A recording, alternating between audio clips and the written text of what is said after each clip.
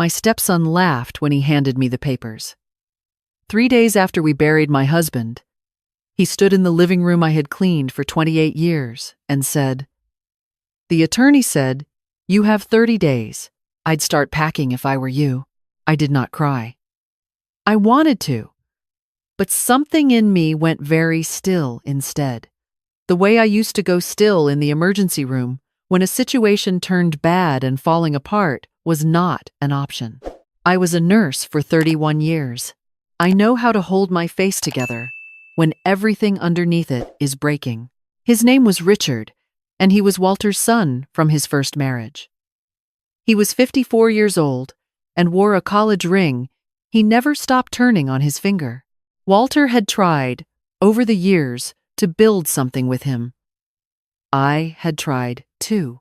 I cooked the meals he liked when he visited. I sent birthday cards. I asked about his work, his life, the woman he dated briefly, and then did not mention again. I tried for 28 years, and the morning he handed me those papers, he did not even look at me when he spoke. He looked at the fireplace, at the mantel where Walter's photograph still sat. I was 69 years old. I had $40 in my personal checking account because we had just paid for the funeral, and I had put almost everything on my card without thinking because I was not thinking because my husband of 28 years had died on a Tuesday morning while I was watering the back garden and he was drinking his coffee. And by the time I came inside, he was already gone. "Massive cardiac event," the paramedic said gently. "Likely very fast. He probably didn't feel much." I was supposed to feel grateful for that. I was told several times that week that it was a mercy. People say things like that when they do not know what else to say, and I nodded each time, because I understood they meant well. What I did not understand, standing in front of Richard with those papers in my hand, was how Walter could have left me with nothing. Walter was careful. Walter was a methodical man who kept files and paid bills early, and had once driven 40 minutes back to a gas station because he thought he had underpaid by $3. Walter did not forget things. Walter did not leave his wife of 28 years with $40 and 30 days. Something was wrong. I could feel it the way you feel, a temperature that doesn't match the chart. Something did not add up, and I did not know yet what it was. But I knew. I called my sister that evening. Margaret, that is me, calling her sister Frances, who lives 40 minutes north in a house with a guest room that smells like lavender and old paperbacks. Frances said, "Come immediately. Come tonight. Bring whatever fits in the car." So I did. I packed 2 suitcases and the photograph from the mantel and the small wooden box Walter kept on his nightstand that I had never opened because it was his, and I drove north in the dark. Frances's husband, Gary, was kind the first week. The second week he was quieter. By the third week I could hear them talking in low voices after dinner, and I started eating earlier so I would not have to hear it. I am not a woman who has ever wanted to be a burden. I have spent my whole life being useful to patients, to Walter, to the house we kept together, and lying in Frances's guest room listening to Gary's low voice on the other side of a wall was one of the harder things I have done. I was not sleeping. I was going over the same questions every night. Why would Walter change his will without telling me? Had he been unhappy? Had I missed something? Had he decided, at the end, that I was not worth the house we had built our life in? And underneath all of it, the question I could not stop. What kind of woman doesn't know her own husband? I had been a nurse. I knew what grief did to a mind. I knew it was not rational to blame myself. I knew it, and it did not help at all. On a Thursday morning, 3 weeks after Richard handed me those papers, my phone rang with a number I did not recognize. I almost did not answer. I had been avoiding calls that week, collectors for 2 bills I had forgotten, a neighbor who wanted to know what was happening with the house. I answered it because something made me, Some habit of not letting a phone ring that I have never been able to break. The man on the other end said his name was Mr. Calloway, and that he was an estate attorney with an office in Savannah. He said he had been trying to reach me for 2 weeks and had finally gotten my number from the hospital where I used to work. He said, "Mrs. Bellamy, your husband Walter established a protected property trust in 2019. It names you as the sole beneficiary. There is also a life insurance policy that was kept separate from the marital estate at Walter's specific instruction. Combined, we are looking at approximately $1.2 million. I sat down on the edge of Francis's guest bed. He also left a condition, Mr. Calloway said, to release the trust and the policy payout. You are required to meet with me in person, verify your identity and legal marriage to Walter, and sign several documents at our office. We need to complete this within 45 days of his death, which means we have 22 days remaining." I asked him why Walter had kept this separate. Why? I hadn't known. He was quiet for a moment.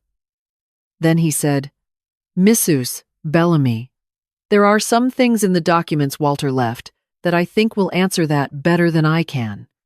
I'd like you to come in as soon as possible." I drove to Savannah the next morning. Francis offered to come with me, and I said no, not because I didn't want the company, but because I needed to be alone with whatever I was about to find out. Some things you need to receive standing on your own feet. Mr. Calloway was a small man with a tidy office and the manner of someone who has delivered complicated news many times and learned to do it without drama. He offered me coffee. I accepted. He set a folder on the desk between us and folded his hands on top of it. He explained, Walter had established the trust quietly in 2019, shortly after Richard had asked him for a loan. A large one, $180,000, which Richard said he needed to cover a business debt and promised to repay within 2 years. Walter had given him the money. He had also, according to Mr. Expat, Calloway, documented everything, every transfer, every conversation, every promise Richard made and did not keep. By 2022, not a dollar had been repaid. Walter had hired a private accountant to go over everything. He had then met with Mr. Calloway and restructured his estate so that the house, the joint accounts, and everything Richard could see or contest went through the standard will, and everything else, the trust and the policy, went somewhere Richard would not think to look. He wanted you protected, Mr. Calloway said. He didn't want to tell you because he didn't want you to carry the weight of it while he was still alive. He thought he would have more time to settle it directly with Richard. He did not have more time. Walter died on a Tuesday morning while I was watering the back garden, and he left behind a folder of documents and a plan he had not had the chance to explain to me.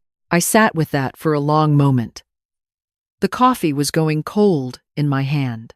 There is a particular kind of grief that comes from finding out your husband knew more than you did about the danger around you and spent years quietly building a wall between you and it. I did not know whether to be grateful or heartbroken. I decided, sitting in that chair, to be both. I signed the initial documents that day. Mr. Calloway filed the necessary papers to begin the trust verification process. He told me it would take approximately 3 to 4 weeks, and that Richard would likely be notified through the probate process. He was right about that. Richard found out within the week. I know because he called me. He called me on a Sunday evening when I was sitting at Francis's kitchen table with a cup of tea and the crossword puzzle I had been doing badly, and his voice on the phone was a different thing, entirely from the man who had handed me papers in my own living room. He was not calm now. He said the trust was invalid. He said Walter had not been of sound mind. He said I had manipulated his father and that he had documentation to prove it. He said his lawyers were going to contest everything. I said, "Then I'll see you in court, Richard."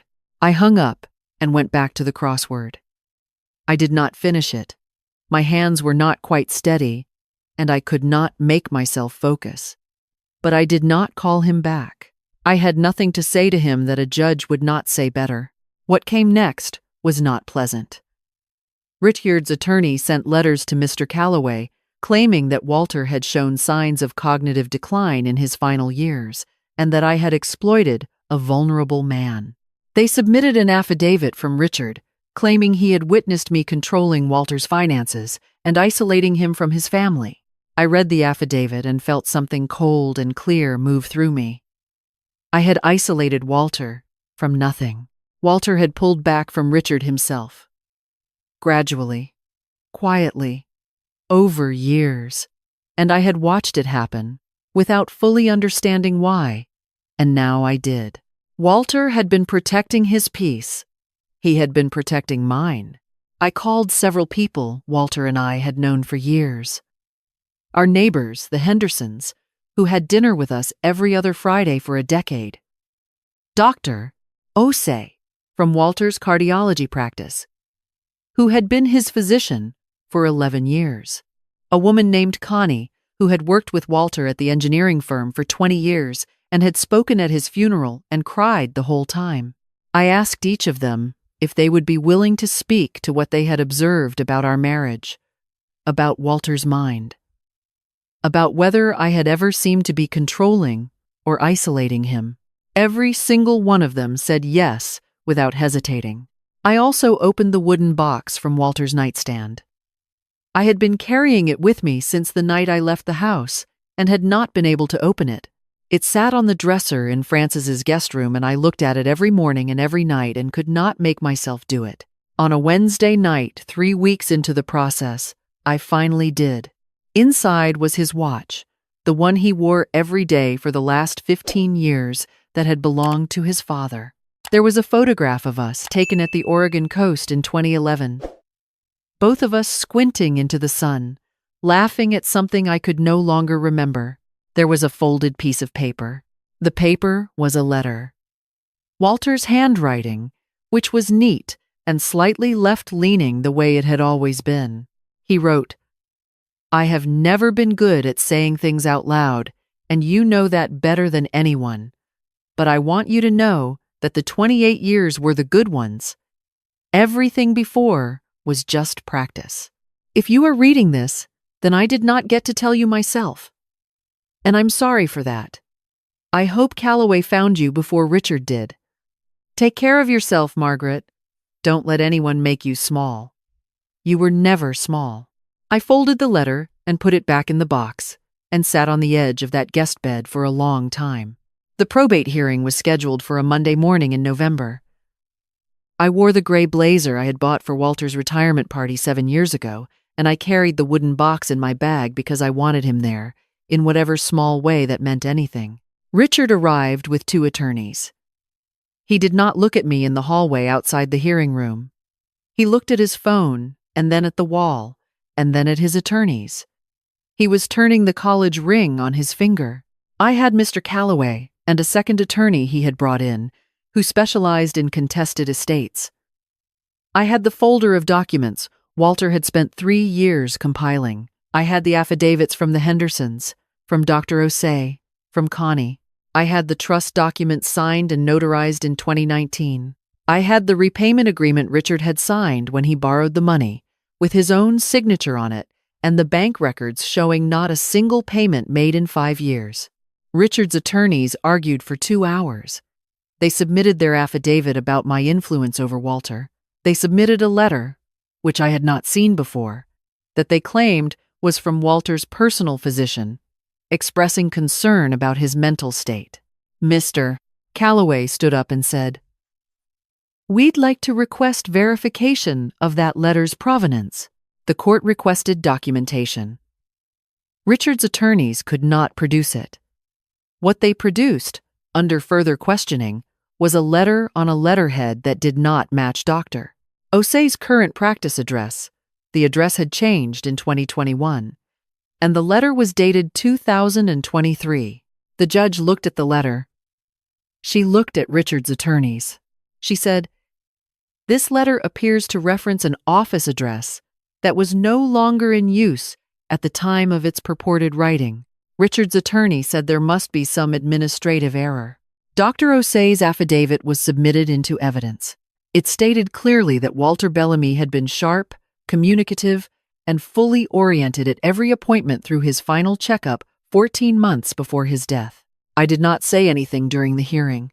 I sat with my hands folded on the table and watched it unfold the way Walter's plan, 3 years in the making, unfolded the only way it could. Not dramatically, not with anyone shouting or accusing anyone of anything directly. Just document after document, fact after fact, laid down in order, the way a careful man builds something meant to last. The judge ruled in my favor on all counts. The trust was valid. The life insurance policy would be released. Richard's contest was dismissed. She noted for the record that the provenance of the submitted physician's letter was irregular and referred the matter for further review. Richard walked out without speaking to me. I watched him go. He was still turning the ring on his finger. Outside, in the weak November sun, Frances hugged me so hard I lost my breath. Mr. Calloway shook my hand and said Walter had been a very thorough man. I said I knew. I had just not known how thorough until now. I went to the storage unit that afternoon and retrieved the rest of what I had left there when I packed my 2 suitcases. There was not much. Some of Walter's books, which I had not been able to leave. A quilt my mother had made when I was 30 that I had used on the bed for years. A box of Christmas ornaments we had bought one by one over 28 years of Decembers. Each one tagged in Walter's neat handwriting with the year and where we had gotten it. I sat on the floor of that storage unit for a while, going through the ornaments.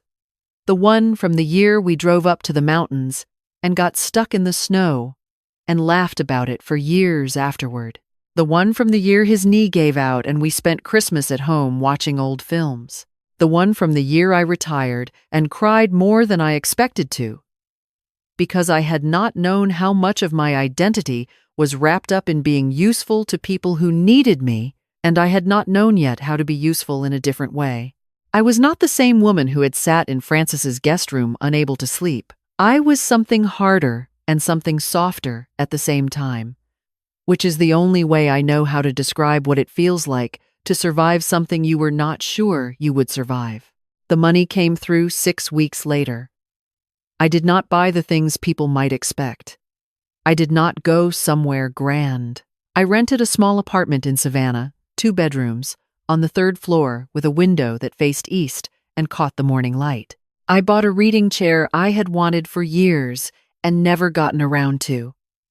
I brought Walter's watch and put it on the windowsill where the light hit it in the morning. The 2nd bedroom I furnished, simply a bed, a dresser, a lamp.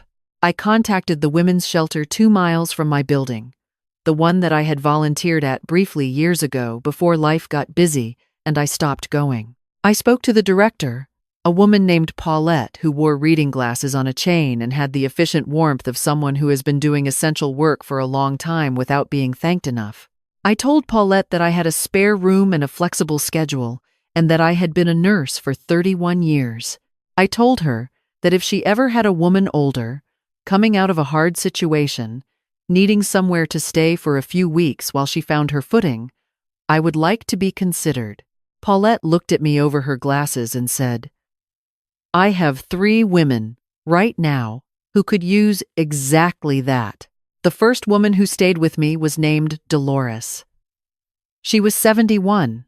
She had spent 40 years married to a man who made her feel worthless and had finally left him at the age of 70, which she said was not brave. It was just what she should have done 20 years earlier. She stayed 6 weeks.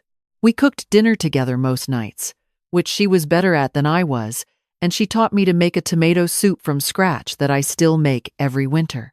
When she left, she had a room in an assisted living community nearby, and a caseworker, and a small monthly stipend she had not known she was entitled to until Paulette's team helped her find it. The second woman was 64 and had 3 grandchildren she was trying to get custody of, and a daughter who was not well. She did not want to talk much, which was fine. I know how to sit quietly with someone. It was part of the job for 31 years. I went back to volunteering at the hospital 2 days a week. Not as a nurse, my license had lapsed, and I did not want to renew it, but as a visitor. I sat with patients who did not have anyone, which is more patients than most people know. I brought a book sometimes, and sometimes I just sat there. And sometimes the person in the bed slept, and I sat anyway. Because someone being present matters, even when they do not know you are there. I am not at peace in the way people mean when they say someone has found peace, as though it is a place you arrive at and stay.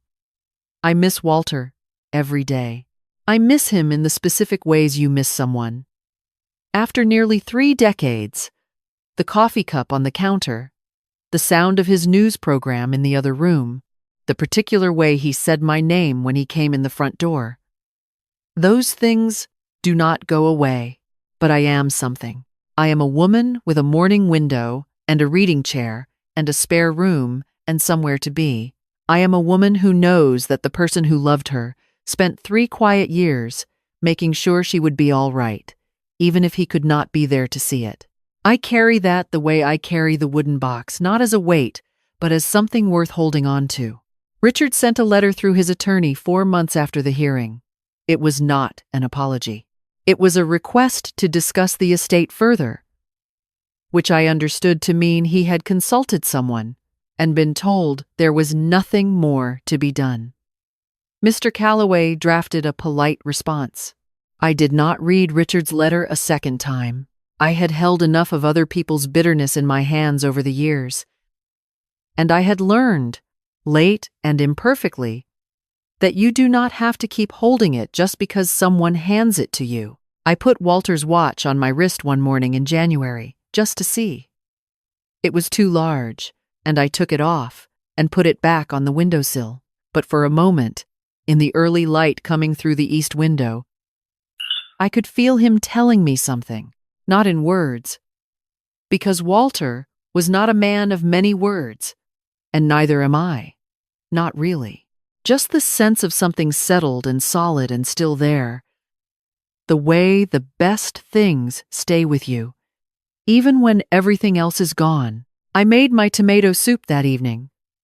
I opened the window an inch, even though it was cold, because I like the air, and I have lived long enough to take what I like when I can. I did not take a watercolor class.